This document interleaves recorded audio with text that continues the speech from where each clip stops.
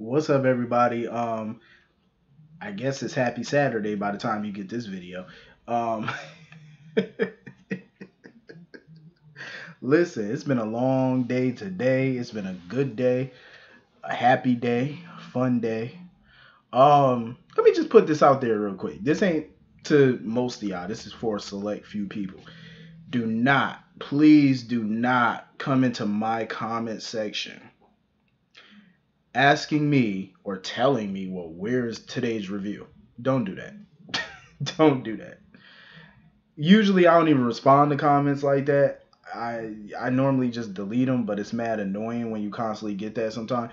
Here's the deal. Sometimes listen, sometimes you'll get the review up early. I try to. Sometimes you'll get it up late. Depends on how my day is going. I got things to do. I have a life. I have like 1,000 things to do here and there. You know what I mean? In one day. So it's like relax. You'll get it when you get it. You know what I'm saying? When I get it to you, that's when you'll get it. Don't pop in the comments asking me that question because it's gonna more than likely it's gonna get ignored. Because you're gonna get it when I give it. I got things to do. My life doesn't revolve around, your timetable revolve around my timetable. I got things to do. What are you gonna do? A lot of us do. But anyway, I'm feeling nice right now. In case you couldn't tell. Um, I had to deal with a birthday party today, a kid's birthday party. Then after that, me and my friend, we went out for drinks, cigars. We were just having a great night tonight.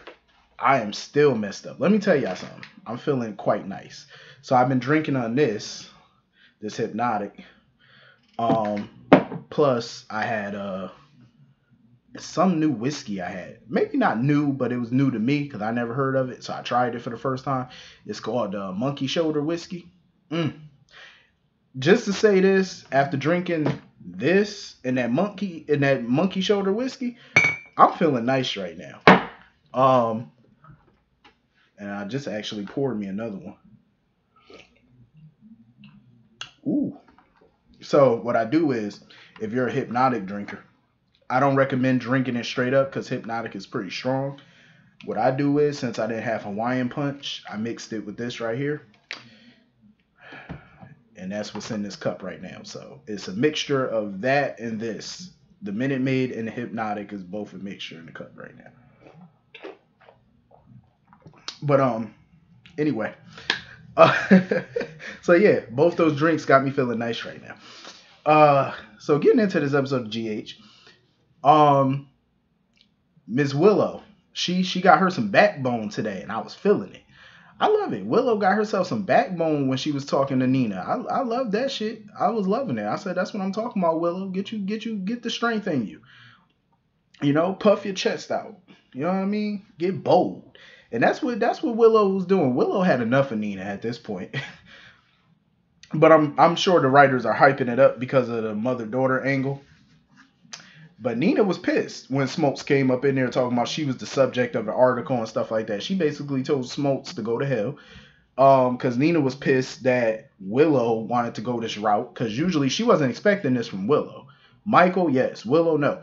When Nina got to the table, she pretty much ignored Michael. She was directing all her attention and anger towards Willow. And I'm like, it ain't just Willow. Michael, too. It ain't just one over the other. It's both of them. But she was pissed because she was like, listen, y'all want a battle? I'm going to give y'all a battle. Willow didn't give a damn at this point. Willow was like, listen, I'm not here for your shenanigans. Because Nina hasn't really liked Willow since the day she met her when she was Charlotte's teacher. They've been battling ever since then, off and on. So that tension has always been there. And at this point, Willow done said, I had enough. Like, you ain't going to keep bullying me, walking up on me like you finna do something. Like, talking to me crazy. Like, Willow had enough of her.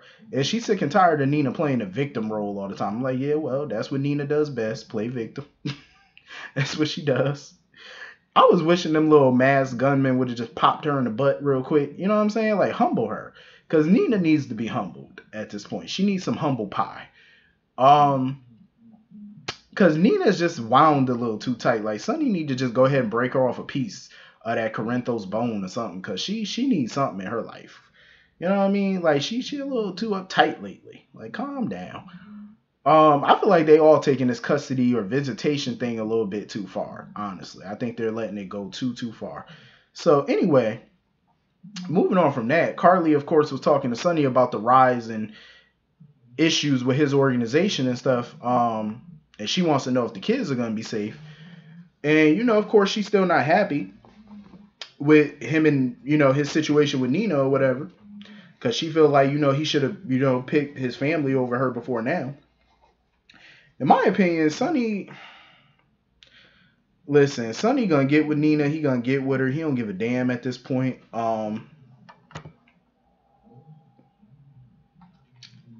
He's sitting there talking about, well, I believe Nina has a right to be in the boy life, to be in Wiley life, but he respects Michael's decision, or he respect, whatever. In my opinion, he don't. If Sonny respected Michael's choice of keeping Nina out of Wiley's life, he would have never approached Michael on Nina's behalf if he really respected it, in my opinion. I feel like he would have never did that. And it looks to me like Carly might be getting involved in this Harmony storyline, because when her and Phyllis was talking, Phyllis was telling Carly how her and Harmony used to work together back in the day. And Carly had that facial expression like she looked very intrigued by that conversation. So, once Carly get involved in something, she locked Joel on it. Carly ain't gonna let it go. So once Phyllis get to talking, she gonna get involved. You know what I mean? Carly can't resist getting involved. And I'm here for it because I want to see where it's gonna lead to. So anyway, moving on from that, Smoltz, I have to give it to Smoltz, because usually Smoltz is like that ambulance chasing type reporter. He's uncouth. But he was talking very professional with Michael and Willow today, because usually if Michael and Willow would have gave him this story a week ago, Smoltz would have ran that story without even getting Nina's side of the story. He wouldn't even have cared or bothered to get Nina's side of the story. But he was like, I'm going to get her side of the story before I publish it, because Michael wants the story published before the visitation hearing, which would bode well for his case. Because if it's publicized all over the world and stuff like that, and the judge can see it and all that, he feels like it might sway in his favor. Yes and no. Things like this have a tendency to backfire too. So Michael got to be a little careful. But, Smoltz took it to Alexis and stuff. And, of course, Nina was in the office. She pretty much told him to go to hell. Of course, Alexis didn't want to run the story. I totally agree with Smoltz, though, when he told Alexis that she would have ran with the story if she did not know the people involved. I agree with him on that, because if Alexis was just a regular editor-in-chief and publisher, she would have published that story if she didn't know these people. If she didn't know Michael, she didn't know Nina, she would have jumped at that story. And you could tell Alexis agreed with him, too. That's why she decided to publish the article, under the condition that he does it fairly. Like, she doesn't want no underhanded tactics from him. She doesn't want a smear campaign. She wants him to do it tastefully. You know what I mean? Publish a story with taste and class. Not, make it all, salacious and stuff, because, Alexis can't stand that. And that's not the type of paper, she's trying to run. And I get it. I totally get it. But I'm glad she decided to run the story, because I agree with Smoltz. She would have ran with it if she didn't know these people. She definitely would have. So I'm glad Smoltz got the go ahead to run the story, because I'm interested to see how it's gonna come out. You know what I mean? Like what he's gonna put in it, and and he agreed to get Nina's side of the story and stuff. So I'm willing to see like how this gonna play out right here, like how they gonna do this. So anyway, moving on from that, it's about daggone time Finn took some initiative and got Liz some cameras up in that house. Like Liz sitting there talking about, oh, it feels so invasive. Do you want to catch who's doing this or not? What other options do you have? And the way Chase was looking at Liz when he was standing behind her, I don't know what that look was, but I was kind of feeling the two of them a little bit. I was like, I could see it. Because looking at Chase standing next to Elizabeth, I could see him and Liz getting together at some point. I could see it. I like him in BLQ, but I could see him and Liz too. And I don't know what it is about Chase, but a lot of women that he be on this show with, I'm talking about the characters, he be giving them mad bedroom eyes. Like, I was looking at the way he was looking at Liz. I was trying to look, and I even, like, screenshotted it and blew it up. And I'm like, was he kind of checking her out a little bit? Because he kept giving her this look, like, that he be giving BLQ. And when he be looking at BLQ like that, we know what that look mean. You trying to get down and dirty. So I'm like, oh, you checking out your brother, girl? Like, what you doing? I was like, okay, Chase, you just want to be Mr. Lover Man, I guess. I ain't mad at him. If that's what he want to do, I ain't mad at it. You got to do you. Um, but I'm glad, Liz didn't really fight him on it or whatever, that Chase is going to stay at her house and put cameras in the house. Because y'all got to figure out who doing this. Because this is getting ridiculous now. You know what I mean? Like, to her, it might be invasive, but I'm like, it needs to be done. Because y'all need to figure this mess out ASAP. And little Aiden is all curious about Ouija boards and stuff. And Laura had to tell him, like, she don't believe in that stuff. Like, she was like, she used to mess around with Ouija boards back in the day. And she was like, Ouija boards don't work. I don't know about that. I don't know. No. I remember my grandmother told me a story about a Ouija board once that she was fooling around with, or my uncle was messing around with. And that was a scary story. I don't know if she was telling the truth. I don't know, but I ain't never known my grandmother to tell tales like that. So I had to believe her back in the day, because I said, I don't know, you might be telling the truth. I don't know. Or maybe, you getting up there in age, maybe your mind playing tricks and you thought it was real. I don't know.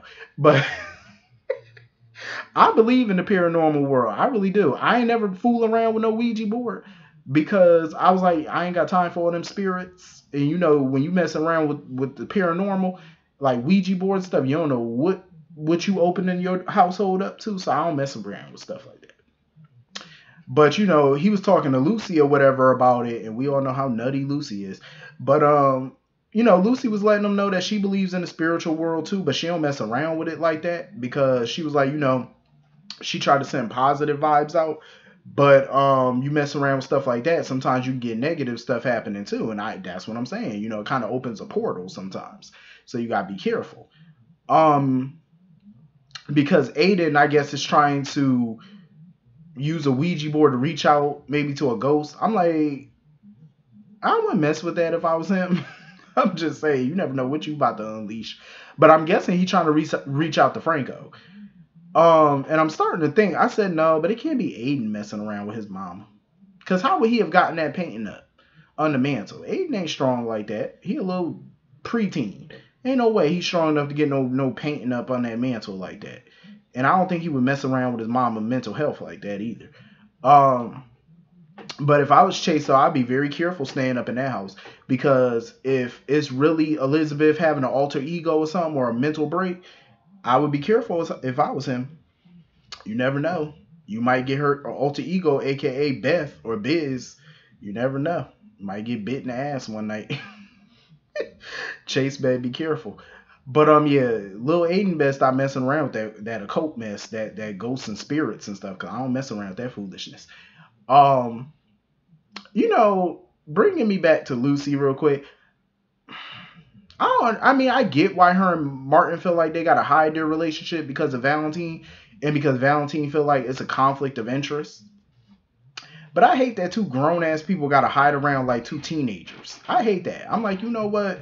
If I was them, I would stand up to Valentine, just let him know, like, listen, we bumping uglies, we're dating, we like each other, get over it. That's what I would tell his ass. Because you ain't about to tell my grown ass who I can and cannot date. I don't give a damn. We just gonna have to learn how to separate business from personal. Because I'm a date who I want to date. If I was Lucy and Martin, I'd tell him straight like that. You ain't about to dictate my grown ass. You're not about to do that. Absolutely not. Valentine better go take several seats. And get his life together, because you ain't about to tell me what I can do in my life.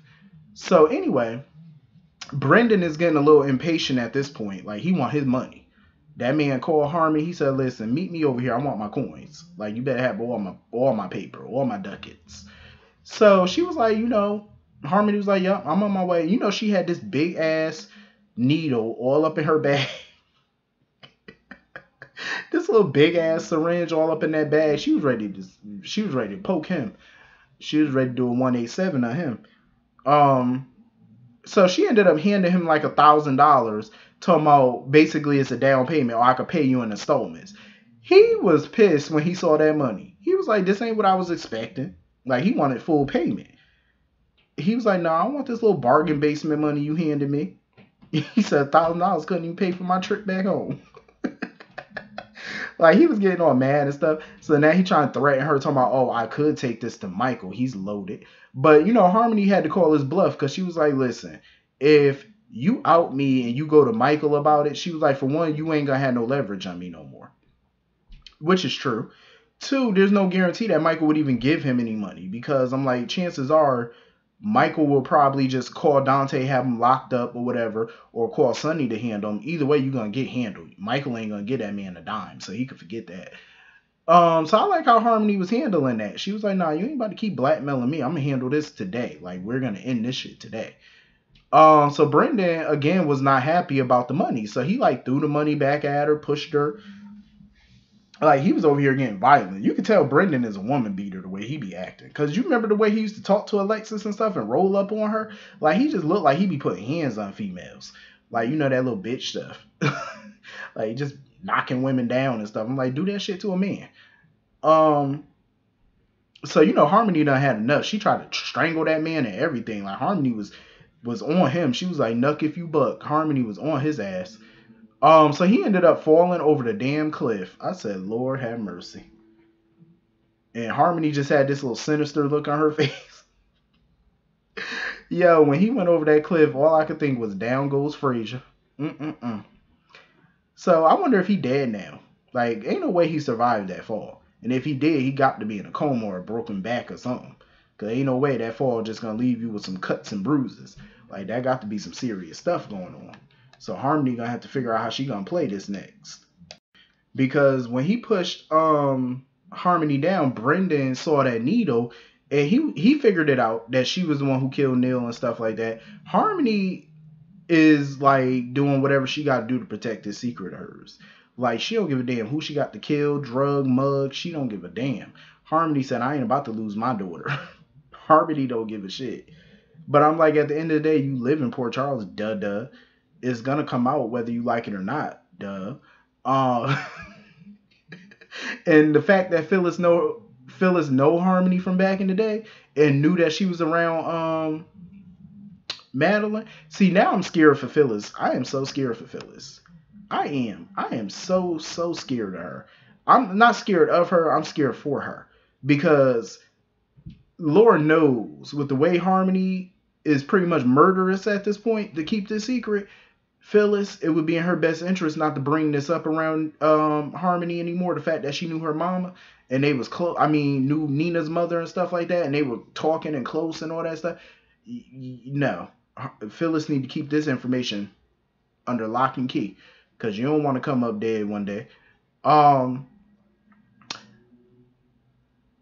And Phyllis, I'm glad Phyllis told Carly too, just to double back. I'm glad Phyllis told Carly that she now sees the side of Nina that Carly sees, that Carly been talking about. I'm like, Phyllis, it's about damn time. You finally see how much of a whack job Nina really is. Like, finally, open up your eyes. Where was your antennas? Come on now, take the blinders off and see Nutcase for what she is, a nutcase. So anyway, that's pretty much the whole episode. Hit the comments, let me know what y'all all thought. I will see y'all all later. Have a great night. Have a great weekend. See you all later. Peace.